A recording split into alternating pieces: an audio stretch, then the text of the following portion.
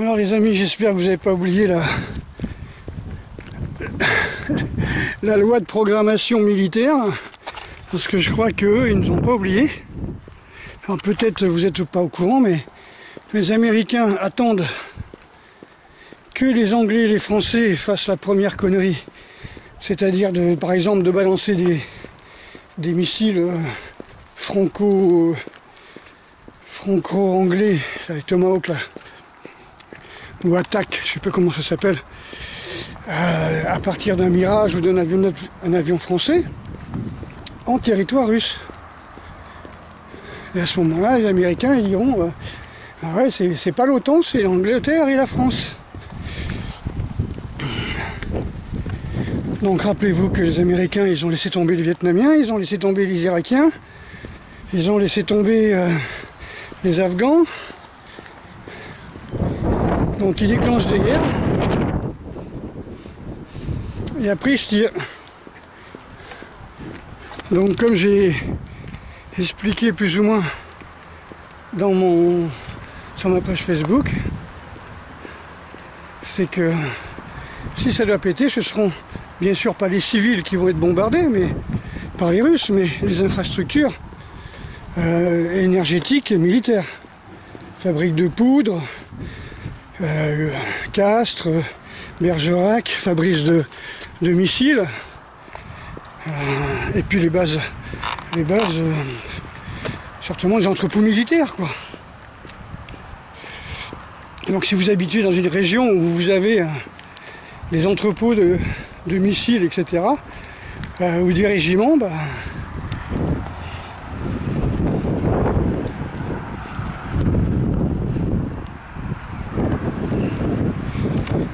personnellement, je trouve que c'est risqué. Alors nous, à Saintes, on a une base, hein. C'est une base aérienne, le ETA 722. Cette base où j'ai grandi, où mon père a travaillé plus de 20 ans, c'est une école militaire, hein. C'est une école où on forme des mécanos, hein. C'est pas un truc militaire du genre former des commandos, des parachutistes ou des pilotes de chasse, quoi.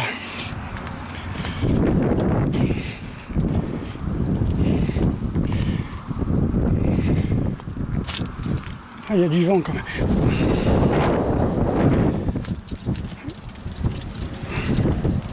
Donc la loi de programmation militaire, les amis, je vous rappelle, c'est que tous vos biens seront pris pour l'effort de guerre. Si vous avez des 4x4, ça on me l'a toujours dit, hein, n'achète pas un 4x4 parce qu'en cas de guerre, c'est réquisitionné direct pour l'armée.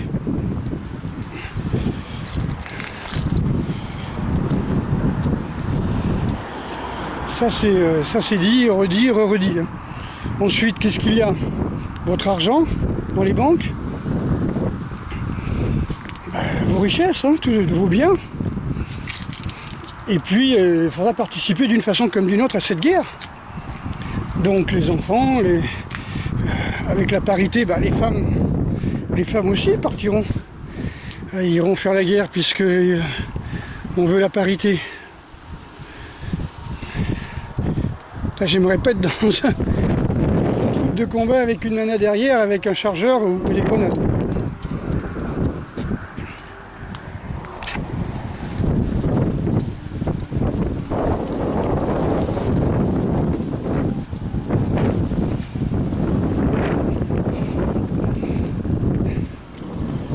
Voilà, loi de programmation militaire, essayez de la retrouver sur internet, sur je sais pas trop quoi.gouv.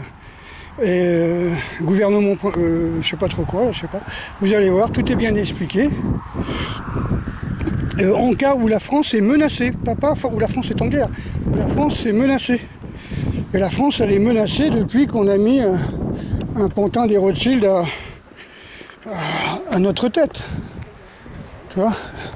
Donc la France est menacée actuellement parce que vous avez un pantin à l'Élysée qui veut absolument que son copain de poudre gagne.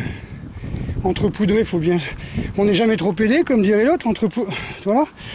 Et à partir de là, toute la population française va se retrouver dans une conscription qui n'en est pas une, mais pour l'effort de guerre, vos comptes seront pliés, pour l'effort de guerre, vos 4x4 seront réquisitionnés.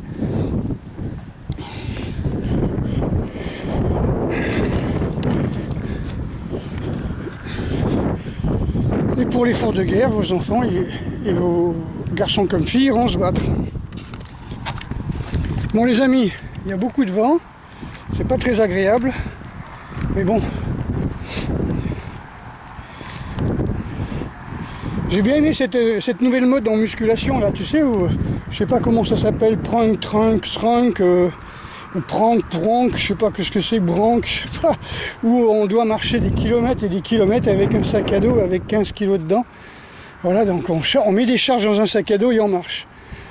C'est bien qu'ils mettent cette mode-là pour les fragiles, parce que moi c'est ce que je faisais à l'armée, infanterie de marine, parachutiste. On marchait pendant 20-30 km, après on allait sauter, et après on remarchait. Donc quelque part, c'est une mode qui est très adaptée aux gens qui ne veulent pas faire la guerre et qui vont devoir foutre le camp avec leur sac à dos pour se planquer. Bon les amis, et avec leur famille, je vous souhaite une bonne journée quand même. Mais c'est pas parce que nous on les oublie que eux nous oublient. Donc les États-Unis vont nous regarder, nous faire déglinguer. Tout simplement.